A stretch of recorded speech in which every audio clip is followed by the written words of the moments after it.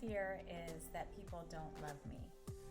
When I was a young teenager, my mom decided to tell me that the only dad that I ever loved and knew was not my biological father. And I'm a daddy's girl to this day, so that literally crushed me.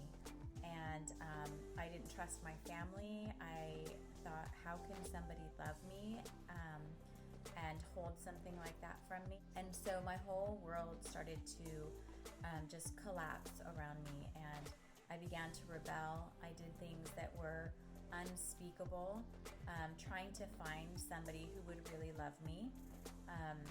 I used my body for that, obviously, looking for relationships.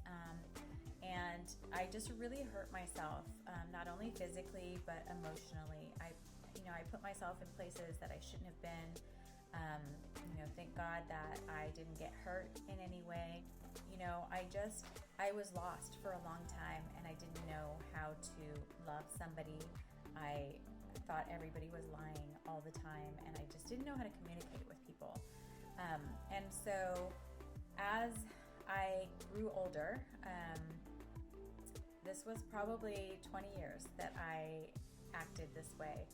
And I finally went back to church. I had a girlfriend for 16 years bugging me to go to church with her. And so I finally gave in after one of the worst relationships that I had.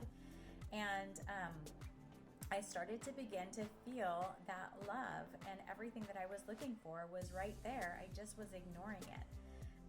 And so I started to understand who I was and who I was in Christ, and what that looked like, and how to communicate, and how to just trust people and love people. And so that was super helpful for me. And fast forward to 43 years old, I just decided, hey, I'm just going to stay single. I don't want to deal with the relationships. And I had, of course, gone into a couple other bad relationships. And although I was getting better and learning how to love people better and be trusting, I just wasn't getting it 100%. And so I just said, I'm just going to be single. Well, that's when God brought me my husband. We used to hang out at the same place. We knew the same people, but we never saw each other. So I knew from the get-go, and so did he, that we were the ones placed there for a reason, right? And we got married a year later, and life is good. All of our relationships have been restored with our family. I made amends with my mom before she passed.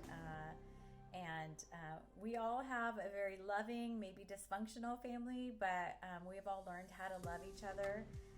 Even my ex, we all vacationed together and stuff. So, it was just what I needed at the right time. I think I needed to go through that experience to really strengthen myself, and to really probably hit rock bottom before I could open my heart to what was already there in front of me. And so for myself, I am very spiritual. I seek the Lord's guidance and wisdom in my life in all things. My husband and I pray about everything together. We just want to have that open communication, and know that going forward, that's what matters, is loving one another and knowing how to communicate with each other. So we definitely seek the Lord, and we continue to just kind of grow together, and grow individually. I think that's super important, is that self-development phase of life where you're learning new things and learning other things than just maybe what we were brought up with. So anyway, life is good. And I don't regret any of the experiences. I definitely want to use them to empower young women to be strong and to look in the right places for love.